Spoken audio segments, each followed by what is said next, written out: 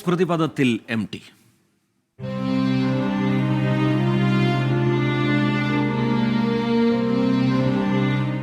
ഞാനെന്താ പറയാനാണ്, മലയാളത്തിൻ്റെ അല്ലെങ്കിൽ ഇന്ത്യയിൽ ഏറ്റവും അറിയപ്പെടുന്ന ഒരു സാഹിത്യകാരൻ. പൂർണ്ണ ആശീർവാദത്തോടെ എന്നെ അനുഗ്രഹിച്ച് സിനിമയ്ക്ക് പരിചയപ്പെടുത്തിയ എൻ്റെ ഗുരുനാഥൻ. എംടിയുടെ മാസ്റ്റർ പീസായ നാലുകെട്ടിനെ മറികടക്കുകയാണ് ചെയ്യുന്നത്. രണ്ടാം ഊഴം എഴുതി സിനിമയിൽ ഞാൻ വെറും 0 ആയിരുന്നു. കുട്ടിയെഴുത്തി അഭിനയിച്ചതിന് ശേഷമാണ് കുട്ടിയെഴുത്തി വിലാസിനിയായത്.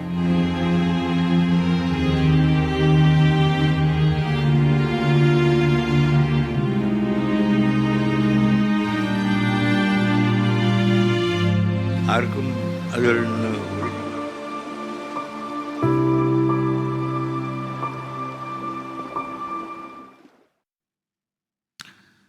മഹാമൗനം ബാക്കിയാക്കി MT എന്ന രണ്ടക്ഷരം ഇനി ഓർമ്മ.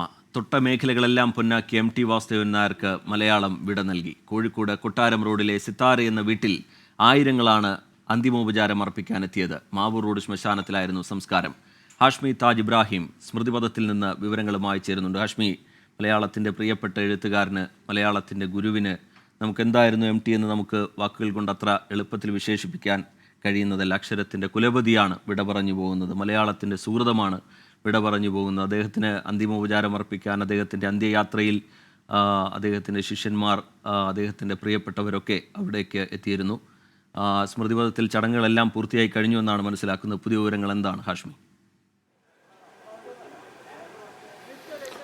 എല്ലാം കഴിഞ്ഞു പ്രീത്, എല്ലാം കഴിഞ്ഞു. മലയാളത്തിൻ്റെ സുഹൃതം മാഞ്ഞുപോയി. അതിനപ്പുറവുമില്ല, അതിനിപ്പുറവുമില്ല. രാവിലെ പ്രിയദർശനോട് ചോദിക്കുമ്പോൾ അദ്ദേഹം പറയുന്നുണ്ടായിരുന്നു, എനിക്ക് നഷ്ടമായത് എൻ്റെ ഗുരുവിനെയാണ്. ആ ഗുരുനഷ്ടത്തിൽ നിൽക്കുന്ന ഞാൻ എന്തു പറയാനാണ് അതിനപ്പുറം എന്ന് പറയുന്നുണ്ടായിരുന്നു. ഓരോ മലയാളിയുടെയും മാനസികാവസ്ഥ അതുതന്നെയാണ്. വാക്കിൻ്റെ ചക്രവർത്തിക്ക്, തീരാത്ത വാക്കുകളുടെ ഏകഛത്രാധിപതിക്ക്, നമ്മളുടെയൊക്കെ ഹൃദയത്തിൻ്റെ ഭാഗമായിരുന്ന MT കാലേവനയ്ക്കുള്ളിൽ മറഞ്ഞിരിക്കുന്നു. MT എന്ന ഭൗതിക സാന്നിധ്യം ഇനി മലയാളത്തിനില്ല. അറിയത്ത് ഈ നിമിഷം മുതൽ MT ഇല്ലാത്ത കൈരളിയാണ്. MT ഇല്ലാത്ത മലയാളവും, MT ഇല്ലാത്ത മലയാള നോവൽ സാഹിത്യവും, MT ഇല്ലാത്ത മലയാള സിനിമയുമാണ്.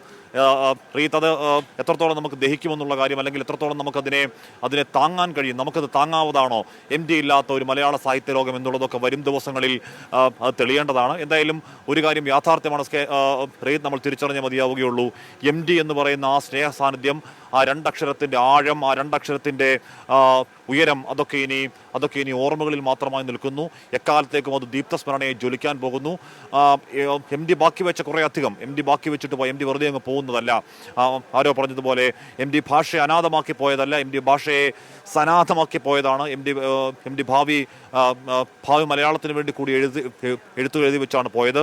റീത്ത്, MT വാസുദേവൻ നായർ എഴുതി ബാക്കി വെച്ച, അല്ലെങ്കിൽ എഴുതി കേരളത്തിന് വേണ്ടി സമർപ്പിച്ചിട്ട് പോയ ഈ നോവലുകൾ, ഈ ചെറുകഥകൾ, ഈ ലേഖനങ്ങൾ, ഈ സിനിമാ തിരക്കഥകളൊക്കെ MTക്ക് വേണ്ടി സംസാരിക്കാൻ പോകുന്നു.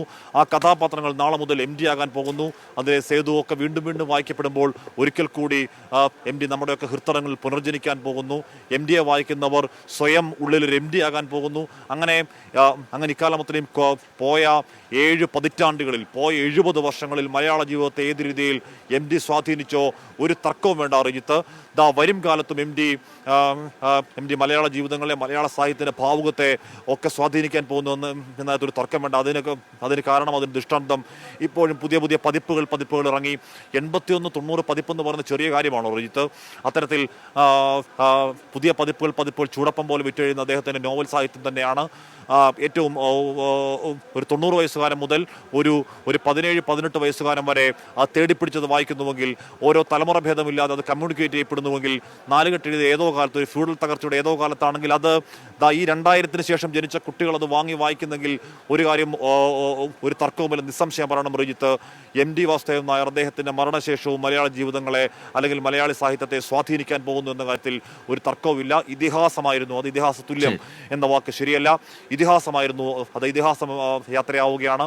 ഏതെങ്കിലും തരത്തിൽ കള്ളികൾ ഒതുക്കാതെ ആ ഇതിഹാസത്തിന് മലയാളം പൂർണ്ണ ഹൃദയത്തോടുകൂടി, അല്ലെങ്കിൽ ഹൃദയവേദനയോടുകൂടി അദ്ദേഹത്തിന് യാത്രാമൊഴി നൽകിയ നഷ്ടത്തിൻ്റെ സായാഹ്നം ഈ വർഷാന്ത്യം. റജിത്ത്, നീ എം ടി ഇല്ലാത്ത കാലം എന്നൊക്കെ നമ്മൾ പറയുമെങ്കിലും പക്ഷേ ഒരിക്കലും എം ടിക്ക് മരണമുണ്ടാവില്ല. അദ്ദേഹം പകർന്നു തന്ന അക്ഷരങ്ങൾക്ക്, അദ്ദേഹം തെളിച്ച വഴിക്ക് ഒരു കാലത്തും മരണമുണ്ടാവില്ല. വാക്കിൻ്റെ ചക്രവർത്തിയാണ് നമ്മളെ വിട്ട് പിരിഞ്ഞു പോകുന്നത്. മലയാളത്തിൻ്റെ അക്ഷരഗോപുരമാണ് വിട പറഞ്ഞു പോകുന്നത്. നമ്മളെയൊക്കെ വായിക്കാൻ പ്രേരിപ്പിച്ച എം ടിയാണ് വിട പറഞ്ഞു പോകുന്നത്. അവിടെ ഈ സ്മൃതിപഥത്തിൽ ചടങ്ങുകളെല്ലാം പൂർത്തിയായി കഴിഞ്ഞിരിക്കുന്നു. ചെറിയൊരു ഇടവേളയിലേക്ക് നമ്മൾ പോവുകയാണ്. ഇടവേളയ്ക്ക് ശേഷം തിരികെ എത്തും. Short break.